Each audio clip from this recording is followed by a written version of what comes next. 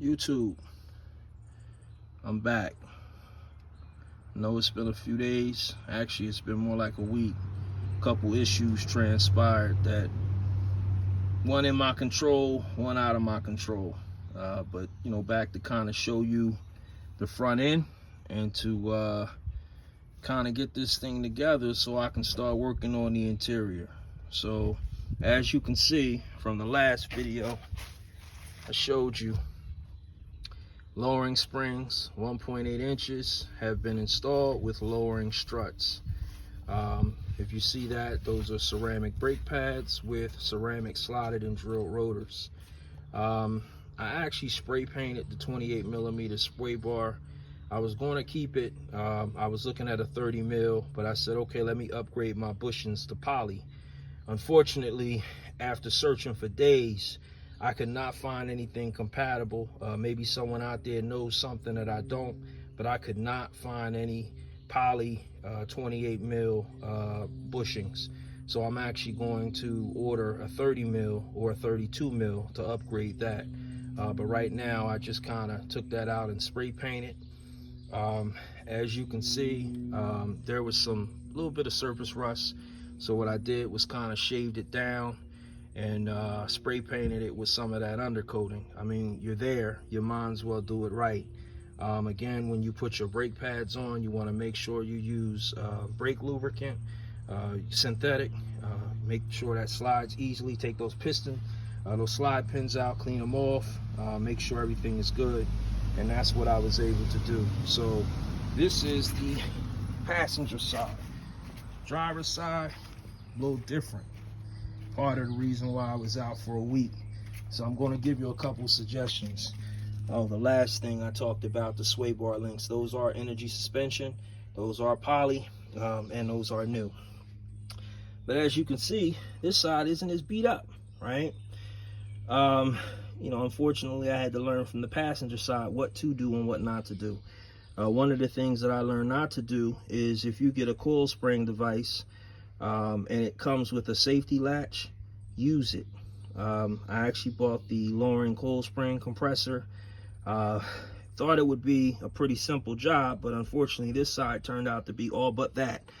And what wound up happening was the coil spring compressor slipped and caught my thumb, which thankfully didn't break, but it was 4 times the size for about a week. Still hurts to bend it, but I still have it, so that's a good thing. So going forward, let's practice safety. I'll be one to tell you, if it comes with a safety latch to prevent it from slipping, you want to use it. So the reason why I didn't use it is the last time I worked on the passenger side, it really was like 2 minutes worth of work. The unfortunate issue with trying to get this side out was that I had to cut off the strut mount, upper strut mount. It was seized on. I hacked at the strut, but what wound up happening is the sleeve or the spacer that's supposed to be attached to the upper strut mount, actually from the heat, actually just came right out. So I wound up ordering new strut mounts from Amazon, which actually wound up coming about a week later, which is part of the reason why I'm waited to do this. I will tell you, now that I've done this, just order strut mounts. There's a company on Amazon who actually sells pretty close to factory strut mounts, really good, for like $38 for the pair. The issue is you have to wait. The shipping is not overnight. It's not 2-day shipping. I don't care if you're a Prime member. It's anywhere from a week to 2 weeks. But at the end of the day, they came. They're in good condition. As you can see, they come with new bolts and new screws. New bolts and new nuts, I'm sorry. But at the end of the day, rather than play around with these strut mounts, I definitely would just say, just go ahead and order new ones just in case. So that strut mount has actually been replaced.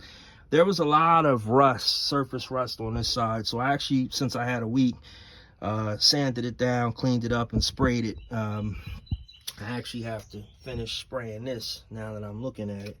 But as you can see, anything that had some surface runt, I kind of scraped it down, sanded it, cleaned it, and then sprayed it with some undercoated. And as you can see, same side, You got your slotted rotors here. You got your ceramic pads, freshly coated, freshly painted. You know, if you're gonna do something, you know, try to do it right. The person who did this initially, which wasn't me, you know, spray painted the rotor, spray painted the tie rod. I mean, listen, if you're gonna do something, you know, try to do it right. If you can only do it by taking it apart, I'd rather you do that than you know, look like you just half did a job. So that's kind of where I'm at with the front suspension. Those are my findings. Those are my learnings. More to come.